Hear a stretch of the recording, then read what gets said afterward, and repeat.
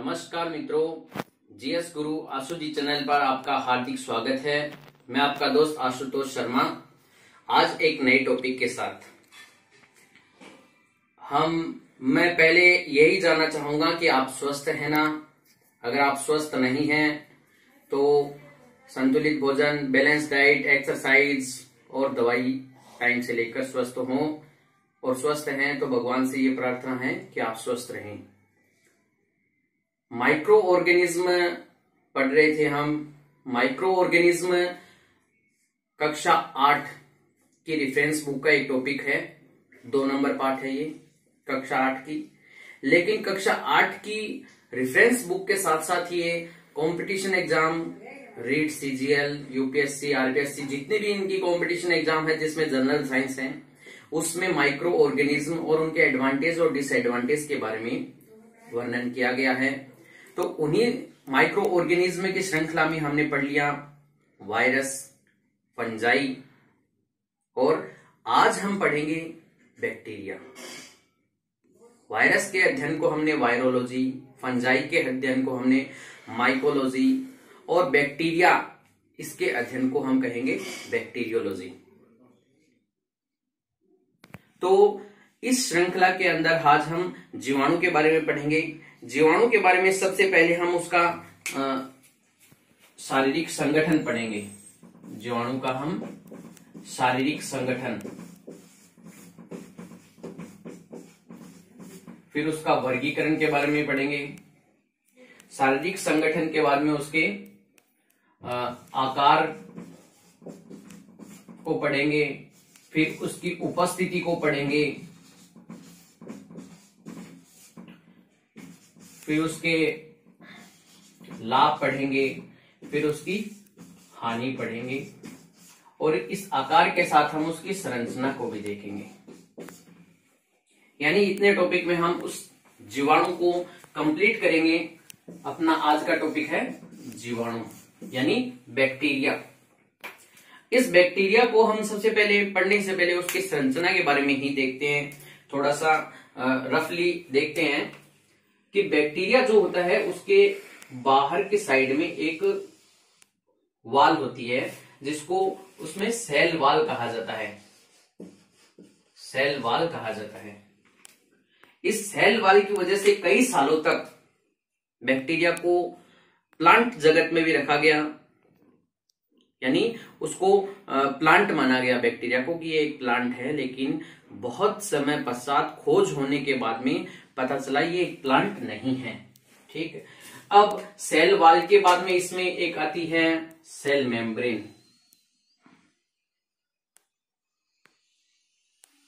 इसके अंदर की साइड में एक सेल मेम्ब्रेन होती है। अब सेल मेम्ब्रेन होने के बाद में कई सालों तक इसको मतलब पूर्ण कोशिका माना गया। लेकिन पूर्ण कोशिका का आगे हम देखेंगे कि ये एक प्रोकैरियोटिक कोशिका है। यूकैरियोटिक और प्रोकैरियोटिक 2 कोशिकाएं होती है, उनमें अंतर होता है, वो हम देखेंगे। फिर पता चलेगा कि ये प्रोकैरियोटिक कोशिका कैसी है। ये इसका मतलब हम कह सकते हैं इसका न्यूक्लिक अम्ल, न्यूक्लिक एसिड कह सकते हैं, या मतलब इसका केंद्रक कह सकते हैं, एक प्रकार से असंगठित केंद्रक। फिर इसके अंदर ये राइबोसोम्स हो जाते हैं, राइबोसोम्स। फिर इसके अंदर एक विशेष बात होती है,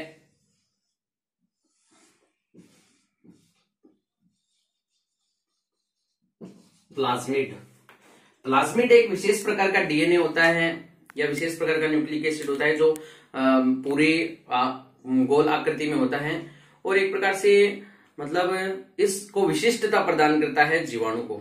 अब हमने जीवाणु की एक सामान्य संरचना बनाई है। इस सामान्य संरचना में कुछ एक विशेषता अलग से ये होती है कि इसमें एक फ्लैजिला भी होता है।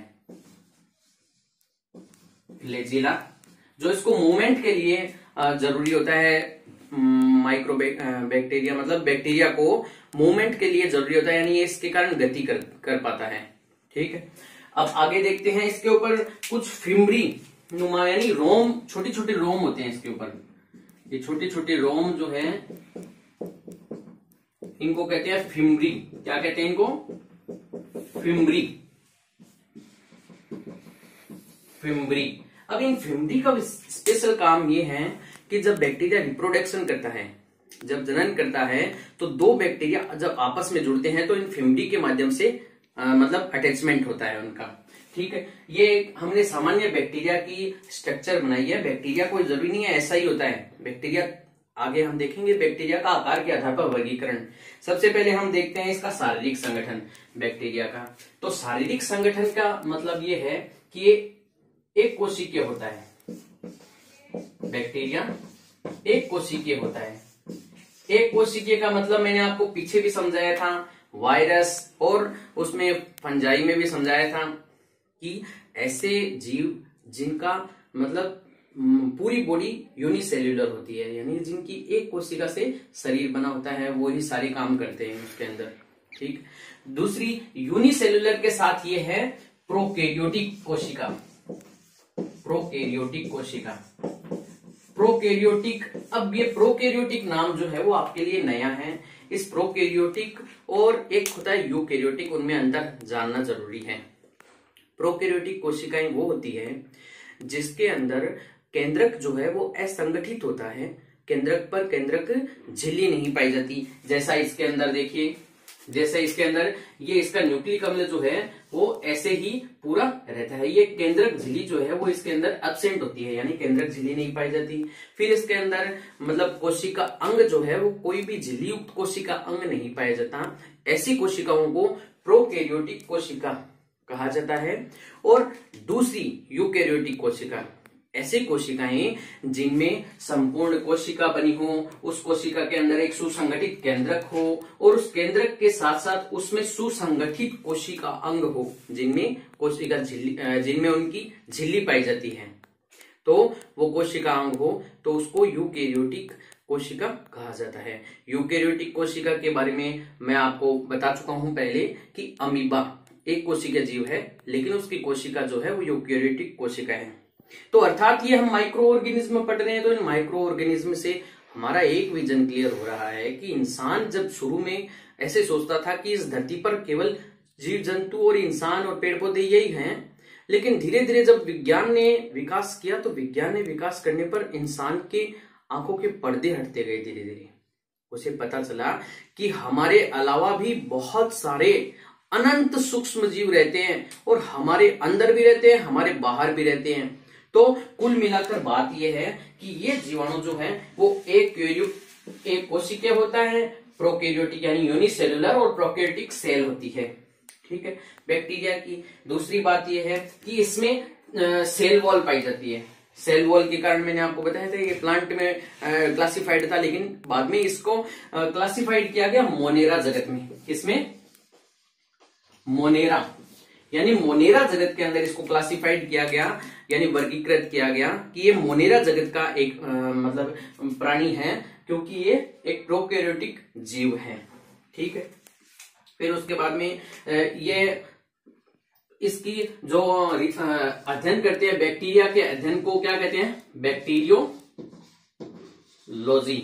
यानी बैक्टीरिया के अध्ययन को, यानी जीवाणु के अध्ययन को कहा जाता है बैक्टीरियोलॉजी। और ये मानव शरीर में, अब आपको आश्चर्य होगा सुनकर कि ये मानव शरीर के अंदर, मानव शरीर की कोशिकाओं से 10 गुना अधिक बैक्टीरिया पाए जाते हैं। यानी मानव शरीर के अंदर होते हैं ये, मानव शरीर के बाहर तो हर जगह व्याप्त हैं ये, जल थल और वायु, यानी जमीन पर, हवा में, एयर में, वाटर में, हर जगह, अम्लीय माध्यम, क्षारीय माध्यम, या माइनस में टेम्परेचर जहां पे है, प्लस में टेम्परेचर जहां पे है, मतलब माइनस में 1000 डिग्री, 5000 डिग्री, जितना भी डिग्री टेम्परेचर होता है वहां भी बैक्टीरिया पनप सकते हैं और है बैक्टीरिया, उनकी खोज हुई नहीं है। लेकिन मतलब प्लस में भी टेम्परेचर कितना भी 100 डिग्री 200 डिग्री टेम्परेचर में भी बैक्टीरिया जीवित रह सकते हैं, बिकॉज ऑफ दिस कैप्सूल। इनके ऊपर ये कैप्सूल नुमा संरचना पाई जाती है। ये सेल वॉल जो है ना, इसकी कैप्सूल नुमा संरचना बनाती है, इसको बहुत विपरीत परिस्थितियों में रेजिस्टेंट करती है, यानी प्रतिरोधी बनाती है विपरीत परिस्थितियों के प्रति। अब हमारे शरीर के अंदर जब 10 गुना बैक्टीरिया यानी हमारी कोशिकाओं से 10 गुना ज्यादा बैक्टीरिया है, तो फिर वो बैक्टीरिया हमें बीमार क्यों नहीं करते हैं? Because of immune system. हमारे इम्यून सिस्टम यानी प्रतिरोधी तंत्र के कारण हमारे शरीर को ये संक्रमित नहीं कर पाते। अब ऐसा नहीं है कि सारे के सारे बैक्टीरिया कोई हमारे मतलब शत्रु ही हैं। हमारे मित्र बैक्टीरिया भी हमारे शरीर के अंदर, हमारे मित्र बैक्टीरिया मतलब शत्रु बैक्टीरिया से ज्यादा हमारे मित्र बैक्टीरिया है हमारे शरीर के अंदर। वो कहाँ कहाँ रहते हैं? हमारी त्वचा में रहते हैं। कहाँ कहाँ रह सकते हैं हमारे अंदर? हमारी त्वचा के अंदर रहते हैं और हमारी आहार नाल में मूल रूप से पाए जाते हैं, आहार नाल में। अब ये आहार नाल में क्या काम करते हैं ये हम देखेंगे आगे कि इनके लाभ और हानि के अंदर, क्योंकि ये बैक्टीरिया जो है वो अब हमारे शरीर के अंदर हैं तो दो प्रकार से रहते हैं। मैंने आपको बताया ये परजीवी के रूप में भी रहते हैं और सहजीवी के भी रूप में रहते हैं।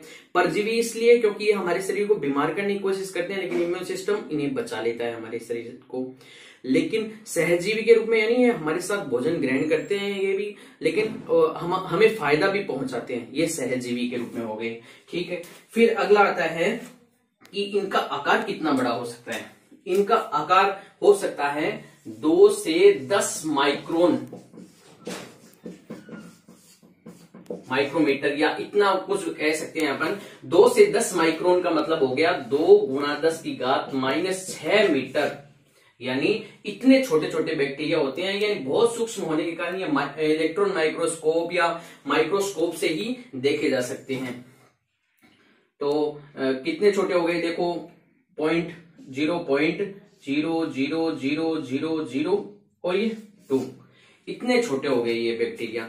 आकार में बहुत छोटे होने के कारण हमें खुली आंखों से दिखाई नहीं देते और धरती पर, हवा में और पानी में, अम्लीय माध्यम में, जलीय माध्यम में, गर्म जल स्रोत में, ठंडे जल स्रोत में, समुद्र में, नदी में, हमारे शरीर के अंदर और जंतुओं के अंदर, किसी भी प्रकार का कोई भी जीव जंतु है उसके अंदर बैक्टीरिया पाए जाते हैं। जैसे वायरस सर्वत्र थे उसी प्रकार यूनिवर्सल ये भी बैक्टीरिया भी यूनिवर्सल है।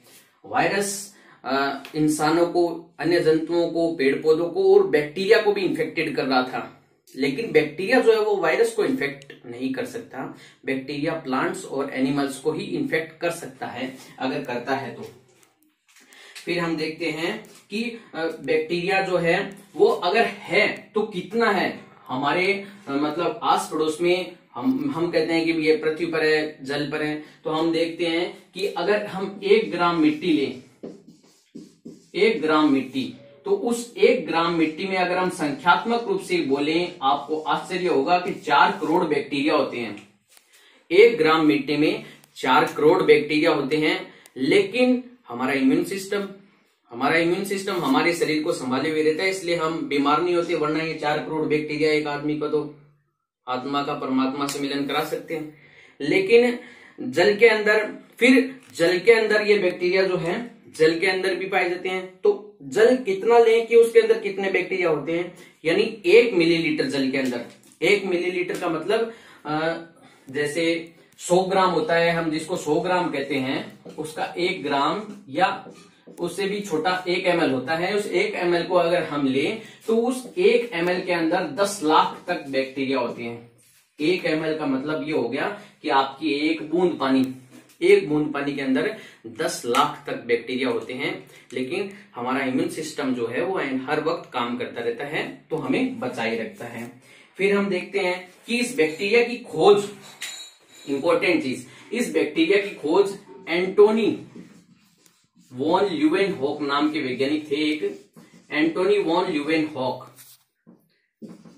इन्होंने जो है सबसे पहले बैक्टीरिया को देखा, तो इनको खोज का श्रेय दिया गया एंटोनी वॉन ल्यूवेनहॉक को। अब बैक्टीरिया का आकार कैसा कैसा हो सकता है, आकार जो है वो हम देखते हैं। आकार के आधार पर बैक्टीरिया, शारीरिक संगठन हो गया, संरचना हो गई। अब हम देखते हैं आकार के आधार पर बैक्टीरिया होता है। पहला दंडाणु, दूसरा बिंबाणु, तीसरा सर्पिलाकार,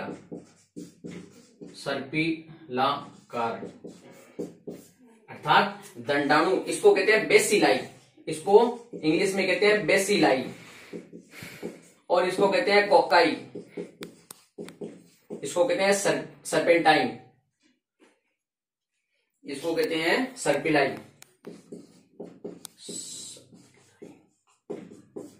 अर्थात बैक्टीरिया जो है वो दंडाणु, दंडाणु का मतलब एक ऐसे दंड के रूप में या छोटे से भाग के रूप में, फिर यानी लंबा होता है ऐसे, ये दंडाणु बैक्टीरिया हो गए। कोकाई बैक्टीरिया गोल होते हैं। सर्पिलाकार बैक्टीरिया सर्प के जैसे यानी दागिनुमा संरचनाओं के रूप में होते हैं। दंडाणु बैक्टीरिया आपको चित्र में देखने को मिल रहा है। अब हम देखेंगे जीवाणुओं के लाभ और जीवाणुओं की हानि, यानी बैक्टीरिया के एडवांटेज और डिसएडवांटेज। ये कंपटीशन एग्जाम की दृष्टि से महत्वपूर्ण है। तो बैक्टीरिया जो है वो उसके डिसएडवांटेज तो होते हैं, लेकिन उसके एडवांटेज भी होते हैं। तो बैक्टीरिया की हमको क्या लाभ हो सकते हैं? लाभ हमको कई प्रकार से मिलते हैं। एक तो हमें बैक्टीरिया खेती में सहायता करते हैं। दूसरी बात, बैक्टीरिया हमें उद्योगों में यानी इंडस्ट्री में सहायता करते हैं। तीसरी बात, बैक्टीरिया जो है वो हमें घरेलू खाद्य पदार्थ बनाने में सहायता करते हैं, खाद्य पदार्थों में सहायता करते हैं। ठीक, अब खेती में देखते हैं हम कैसे लाभ करता है खेती में बैक्टीरिया। खेती में बैक्टीरिया एक तो अपमार्जक या अपघटक या डीकंपोजर के रूप में काम करता है। और दूसरा नाइट्रीफाइंग, नाइट्रोजनी कारक, नाइट्रोजनी स्थिरीकारक के रूप में। तो खेती में ये मतलब कैसे काम करता है? जैसे अपमार्जक अपघटक, मैंने आपको बताया था कि फंजाई भी अपमार्जक या अपघटक या डिकम्पोजर होते हैं, मृत जीवी होते हैं। तो बाहर जो मतलब मृत कार्बनिक पदार्थ होते हैं उनका अपघटन करके उनके पोषक तत्वों को मिट्टी के अंदर मिलाते हैं अपघटक के रूप में। तो ये जो बैक्टीरिया है वो भी अपघटक के रूप में मतलब मिलाता है, ये अपघटक के रूप में काम करता है और मिट्टी में उर्वरा शक्ति को बढ़ाता है, मिट्टी की उर्वरता को बढ़ाता है, उर्वरता को इंक्रीज करता है। ठीक, ये डिकम्पोजर बैक्टीरिया। नेक्स्ट, नाइट्रोजन स्थिरीकरण बैक्टीरिया। नाइट्रोजन स्थिरीकरण बैक्टीरिया जो है वो नाइट्रोजन का स्थिरीकरण करते हैं। हमने पहले भी पढ़ा था कि जो कवक जो है वो भी नाइट्रोजन स्थिरीकरण करते हैं, लेकिन बैक्टीरिया भी विशेष रूप से नाइट्रोजन स्थिरीकरण करते हैं। कैसे? मतलब नाइट्रोजन वायुमंडल में 78% है, लेकिन पेड़ पौधे नाइट्रोजन को डायरेक्ट नहीं ले सकते, यानी डायरेक्ट नाइट्रोजन को ग्रहण नहीं कर सकते। वो नाइट्रोजन को नाइट्रेट में कन्वर्ट करके नाइट्रेट के रूप में अवशोषित करते हैं या उसको ग्रहण करते हैं। अब नाइट्रेट के रूप में ग्रहण करने के लिए बैक्टीरिया एक फैक्टर है, बैक्टीरिया एक फैक्टर है जो नाइट्रोजन को नाइट्रेट में कन्वर्ट करता है। इसमें बहुत से बैक्टीरिया जैसे नाइट्रोसोमोनास, नाइट्रोबैक्टर, राइजोबियम, फ्रेंकिया,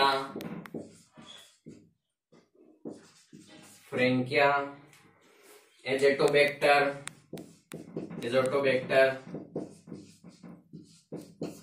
तो ये जो सभी जो मतलब बैक्टीरिया हैं, और साइनोबैक्टीरिया यानी नील हरित शैवाल, ये जो है Nitrosomonas, Nitrobacter, rhizobium, Frankia, Azotobacter और साइनोबैक्टीरिया, ये सभी नाइट्रोजन स्थिरीकरण करते हैं। नाइट्रोजन को नाइट्रेट में बदलते हैं, नाइट्रोजन को नाइट्रेट में बदलते हैं, और नाइट्रेट में बदलने पर पेड़ पौधे उनको ग्रहण करते हैं और उस मिट्टी में नाइट्रोजन की प्रचुरता होती है, जिससे फसल अच्छी होती है। इसलिए ये आपने बहुत ध्यान से देखा होगा कभी कभी कि जब खेतों के अंदर एक फसल, कोई भी सामान्य फसल ले ली जाती है, उसके बाद में एक दलहन फसल ली जाती है। दलहन फसल क्यों? क्योंकि ये राइजोबियम नाम का बैक्टीरिया जो है, राइजोबियम नाम का बैक्टीरिया है। कभी आपने मटर का पौधा या मूंग का पौधा, ऐसा पौधा किसी को अगर हम उखाड़ कर देखते हैं तो उसके नीचे छोटी छोटी गांठें बनी हुई होती हैं। उन गांठों के अंदर ये बैक्टीरिया जो है वो सहजीवी के रूप में रहता है और ये नाइट्रोजन स्थिरीकरण करता है। नाइट्रोजन स्थिरीकरण करके नाइट्रेट के रूप में पौधे को ये नाइट्रोजन प्रोवाइड कराता है और पौधा इसको पोषण प्रदान करता है। तो इस प्रकार नाइट्रोजन स्थिरीकरण भी ये करता है, अपमार्जक के रूप में भी बैक्टीरिया काम करते हैं, यानी ये लाभदायक हैं। दूसरा, उद्योगों के अंदर। अब उद्योगों के अंदर हम देखते हैं कि बैक्टीरिया कैसे काम आते हैं। तो उद्योगों के अंदर देखते हैं, उद्योगों के अंदर बैक्टीरिया काम आते हैं एंटीबायोटिक बनाने में, यानी प्रतिजैविक बनाने में। फिर दूसरा, एंटीबायोटिक बनाने में। दूसरा, मिथेनोट्रोप्स के रूप में।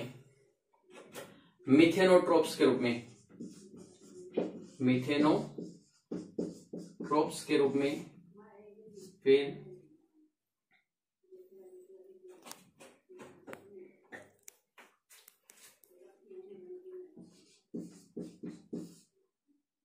पेट्रोलियम अपघटक के रूप में। ठीक, अब देखते हैं ध्यान से एंटीबायोटिक। जो इरिथ्रोमाइसिन मतलब बैक्टीरिया जो है, बैक्टीरिया हमने कवक में पढ़ा था कि कवक में भी जैसे पेनिसिलियम, स्ट्रेप्टोमाइसिन आदि एंटीबायोटिक बनते थे, उसी प्रकार बैक्टीरिया भी एंटीबायोटिक निर्माण में सहायक है। जैसे इरिथ्रोमाइसिन नाम का एक एंटीबायोटिक है, इरिथ्रोमाइसिन, तो ये बैक्टीरिया से प्राप्त होता है। फिर मेथेनोट्रोप्स, ये मेथेनोट्रोप्स जो है ना, वो करंट अफेयर्स का टॉपिक है। मेथेनोट्रोप्स का मतलब होता है कुछ ऐसे बैक्टीरिया की खोज की गई है, 45 प्रकार के ऐसे बैक्टीरिया की खोज की गई है जो मेथेन गैस का मतलब ऑक्सीकरण कर देते हैं, मेथेन गैस का। क्योंकि मेथेन गैस जो है CH4, मेथेन का आप जानते हैं, नहीं जानते हैं तो ये देखिए CH4 जो है वो मेथेन का आणविक सूत्र होता है। ये मेथेन गैस जो है वो वायुमंडल के लिए हानिकारक होती है बनस्पत कार्बन डाइऑक्साइड की। तो ये मेथेनोट्रोप्स बैक्टीरिया जो है, ये मेथेनोट्रोप्स बैक्टीरिया इस CH4 को CO2 में बदल देते हैं। अब मेथेन कहाँ उत्पन्न होती है? तो मेथेन जो है जहां भी चावल के खेत होते हैं, चावल के जितने भी खेत होते हैं वो मनुष्य द्वारा बनाई हुई दलदली भूमि या नम भूमि होती है, जिसके कारण हर वक्त उससे मेथेन निकलती रहती है। और ये मेथेन जो है वो एक उसमें ग्लोबलाइजेशन वाली गैस भी है, ये ग्रीन हाउस गैस भी है, इसलिए ग्रीन हाउस गैस है। इस ग्रीन हाउस गैस के कारण हानि ज्यादा होती है। तो ये मेथेनोट्रोप्स बैक्टीरिया जो है उस मेथेन को इस कार्बन डाइऑक्साइड में कन्वर्ट कर देते हैं, जो कम हानिकारक गैस होती है। फिर होती है पेट्रोलियम अपघटक के रूप में। तो हम जानते हैं, बहुत बार दुर्घटना के बारे में सुना है कि कहीं पर समुद्र में मतलब तेल टैंकर जा रहा था, उससे तेल रिसाव हो गया। अब आप सब जानते हैं कि समुद्र एक पारिस्थितिकी तंत्र है। अगर समुद्री पारिस्थितिकी तंत्र में तेल की मिलावट हो जाए, जिस प्रकार हमारे पानी के अंदर तेल की अगर मिलावट हो जाती तो फिर क्या होता है, उसी प्रकार समुद्री पारिस्थितिकी तंत्र में तेल की मिलावट होने पर उनका पारिस्थितिकी तंत्र संपूर्ण रूप से विखंडित हो जाता है। तो इस समस्या से निपटने के लिए इंडस्ट्रियल स्तर पर एक बैक्टीरिया का निर्माण किया गया, जिसे स्यूडोमोनास प्यूटिडा,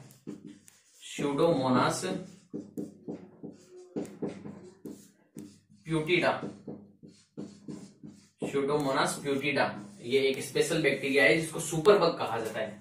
सुपरबग, ये स्यूडोमोनास प्यूटिडा जो है वो एक डिकम्पोजर के रूप में काम करता है, और ये डिकम्पोजर उस तेल को डिकम्पोज करके गैस में बदलकर मतलब हवा में भेज देता है, ताकि जल की सतह ऊपर से साफ हो जाए। ये स्यूडोमोनास प्यूटिडा आने के बाद में पारिस्थितिकी तंत्र में बहुत अच्छा प्रभाव हुआ। अब हम आते हैं कि ये खेती में और उद्योग जगत के रूप में कैसे काम आता है खेती के हिसाब से। तो बेसिलस थुर्जेंसिस नाम सुना है आपने, पिछले सालों के अंदर बहुत प्रचलित नाम था बेसिलस थुर्जेंसिस, एक बैक्टीरिया का नाम है। वो बैक्टीरिया जो है उसमें एक विशेष जीन पाई जाती है जो इंसेक्ट को रिपल्ट करती है, यानी इंसेक्ट उनसे दूर भागते हैं, इंसेक्ट उनसे मतलब उनकी मृत्यु हो जाती है, एक प्रकार का विष उत्पन्न करते हैं। तो उस जीन को फसल में ट्रांसफर करके मतलब एक प्रकार का विष उस फसल के अंदर उत्पन्न करके, ताकि वो कीट जो है वो उससे दूर रहें या उसके संपर्क में आए तो उनकी मृत्यु हो जाए। तो बीटी कॉटन नाम आपने सुना होगा, बीटी कॉटन, बीटी कॉटन। ये बीटी कॉटन उसी प्रकार तैयार किया गया था कि ये बेसिलस thuringiensis से जीन को स्थानांतरित किया गया था कॉटन में, और उसके बाद में बीटी ब्रिंजल आ गया, यानी बैंगन आ गया ऐसी फसल के रूप में। यानी इनको जेनेटिक मॉडिफाइड क्रॉप्स कहा जाता है, जेनेटिक मॉडिफाइड क्रॉप्स बनाई इसके द्वारा। फिर आगे देखते हैं इसका इंडस्ट्रियल के बाद में हम देखते हैं घरेलू खाद्य पदार्थों के रूप में ये क्या काम आता है।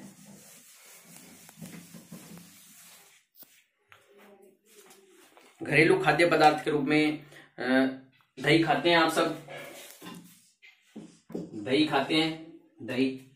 तो क्या आपने कभी सोचा है कि दही एक जीवाणु निर्मित पदार्थ है? दही जो हम खाते हैं वो संपूर्ण रूप से जीवाणु होते हैं। अब वो कौन सा जीवाणु होता है?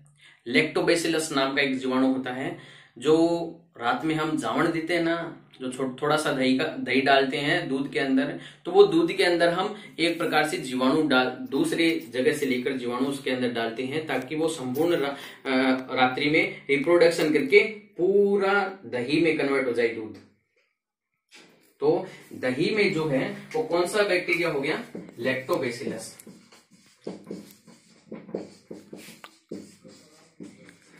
एक होता है Acetobacter aceti, Acetobacter aceti.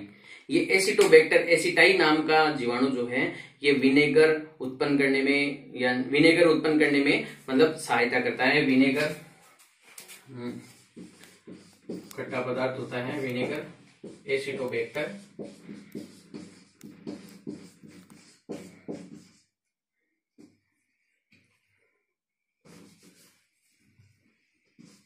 Aceti, Acetobacter aceti, ठीक है। तो इस प्रकार ये एल्कोहल बनाने में सहायता करता है, किण्वन की क्रिया के द्वारा शराब बनाने में सहायता करता है जीवाणु। तो ये मतलब बहुत उपयोगी हो गया। घरेलू खाद्य पदार्थों के उपयोग के बाद में हम देखते हैं ये सहजीवी के रूप में भी रहता है, ये सहजीवी के रूप में भी रहता है। अब ये सहजीवी के रूप में क्या काम करता है? जैसे मनुष्य शरीर में मैंने आपको बताया था कि जीवाणु पाए जाते हैं, तो मनुष्य शरीर की बड़ी आंत के अंदर इकोलाई नाम का जीवाणु पाया जाता है, जो विटामिन का निर्माण करता है। जैसे विटामिन के का निर्माण करता है, विटामिन B12 का निर्माण करता है, ताकि मनुष्य शरीर में पोषक पदार्थों की पूर्ति होती रहे, ठीक। और हर्बीवोरस जो जीव होते हैं, शाकाहारी जीव है, मैंने आपको बहुत पहले डाइजेस्टिव सिस्टम के अंदर बताया था कि हमारी कोलन के अंदर जो अपेंडिक्स होती है, वो अपेंडिक्स जो है वो अंधनाल होती है, वो हमारे शरीर के अंदर अवशेषीय अंग है। लेकिन जो शाकाहारी जीव हैं उनके अंदर उसमें बैक्टीरिया पाए जाते हैं, जो सेल्यूलेज नाम के एंजाइम का निर्माण करते हैं, और सेल्यूलेज जो है वो सेल्यूलोज के पाचन में सहायता करता है। तो ये किस में पाए जाते हैं? जो शाकाहारी जीव होते हैं, शाकाहारी जीवों की आहार नाल के अंदर, आहार नाल में क्या काम करते हैं? ये सेल्यूलेज एंजाइम उत्पन्न करते हैं, सेल्यूलेज एंजाइम, ये सेल्यूलेज एंजाइम। और मनुष्य के शरीर के अंदर ये ई कोलाई बैक्टीरिया जो है विटामिन उत्पन्न करता है, विटामिन के, विटामिन B12 ऐसे, ठीक है। अब आते हैं हम इनके हानि में, कि बैक्टीरिया से हानि क्या क्या है हमें। तो बैक्टीरिया से हानि सेम टू सेम वही हानियां हैं जो हमें वायरस से या कवक से थी, कि मुख्य रूप से ये माइक्रो ऑर्गेनिज्म जो है वो जीव जंतुओं में, पेड़ पौधों में रोग फैलाने का काम करते हैं, पेड़ पौधों में और जीव जंतुओं में रोग फैलाने का काम करते हैं। अब ये कौन कौन से रोग फैलाते हैं, इनकी हानियां हम देखते हैं। हानियां में ये सबसे पहले पैथोजेनिक होते हैं, यानी पैथोजेनिक का मतलब जो रोग उत्पन्न करने वाले हैं वो बैक्टीरिया। हमने पढ़ा है कि माइक्रो ऑर्गेनिज्म जो है वो सभी हमारे काम के भी हैं, लेकिन हानि में हमारे रोग फैलाते हैं। जैसे वायरस से हमने देखा था कि ये एंथ्रेक्स वायरस से हमने देखा, अभी कोविड-19, एड्स, इन्फ्लुएंजा, हेपेटाइटिस, तो मतलब अलग अलग प्रकार की बीमारियां हो रही थी। कवक से हमने देखा दाद खाज, खुजली, दमा, ये सब कवक से होने वाले रोग थे। उसी प्रकार जीवाणु भी रोग उत्पन्न करता है। जैसे पहला रोग है ट्यूबरक्लोसिस, ये ट्यूबरक्लोसिस रोग जिसको क्षय रोग कहा जाता है या टीबी रोग कहा जाता है, तो ये बैक्टीरिया के कारण होता है। दूसरा रोग जो है वो है हैजा। हैजा प्राचीन समय के अंदर मतलब लोगों को ऐसा लगता था कि ऐसा कौन सी ऊपरी बाधा आ गई कि पूरे गांव के गांव जो है एक बीमारी से संपूर्ण रूप से समाप्त हो गए। लेकिन ऐसी बीमारियों के रूप में आया हैजा भी था उस टाइम एक बीमारी के रूप में। फिर आता है टाइफाइड,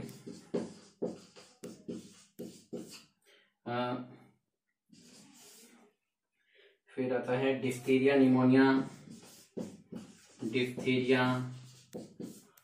निमोनिया, टिटनेस, फिर प्लेग। तो मतलब इस प्रकार ये सब जो रोग हैं वो जंतुओं में, जंतुओं में ये रोग उत्पन्न करता है, यानी ये पैथोजेनिक होते हैं।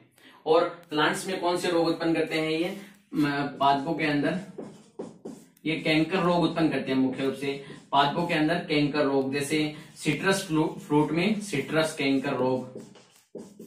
तो इस प्रकार प्लांट्स, एनिमल्स और मनुष्यों के अंदर मुख्य रूप से रोग उत्पन्न करते हैं। देख लेते हैं हम ट्यूबरक्लोसिस रोग यानी टीबी रोग जो है वो माइक्रोबैक्टीरियम ट्यूबरक्लोसिस नाम के बैक्टीरिया के कारण होती है, जिससे आप सबको पता है कि टीबी से फेफड़े जो हैं वो ज्यादा प्रभावित होते हैं माइक्रोबैक्टीरियम ट्यूबरक्लोसिस नाम के बैक्टीरिया से। हैजा जो है वो विब्रियो कोलेरी नाम के बैक्टीरिया से होता है, जो कोमा सेप्ड होता है, उसके कारण से बीमारी होती है। और इसमें आपको पता है कि शरीर में जल की कमी हो जाती है, दस्त लगते हैं। फिर टाइफाइड, साल्मोनेला टाइफी नाम का एक बैक्टीरिया होता है। ये टाइफाइड जो है वो हमारे पाचन तंत्र को यानी आंतरिक सिस्टम को ज्यादा प्रभावित करता है। फिर डिफ्थीरिया, निमोनिया, और ये डिफ्थीरिया और निमोनिया जो है वो ज्यादातर हमारी पाचन तंत्र और श्वसन तंत्र को प्रभावित करते हैं। फिर टिटनेस और प्लेग, क्लोस्ट्रीडियम टेटनाई, और मतलब अनेक जीवाणुओं से जो है वो ये रोग उत्पन्न होते हैं। तो ये रोग जो है वो हमारे शरीर को प्रभावित करते हैं। सिट्रस कैंकर रोग, पादपों के रोग के अंदर फल पे छोटे छोटे दाग हो जाते हैं, धब्बे हो जाते हैं।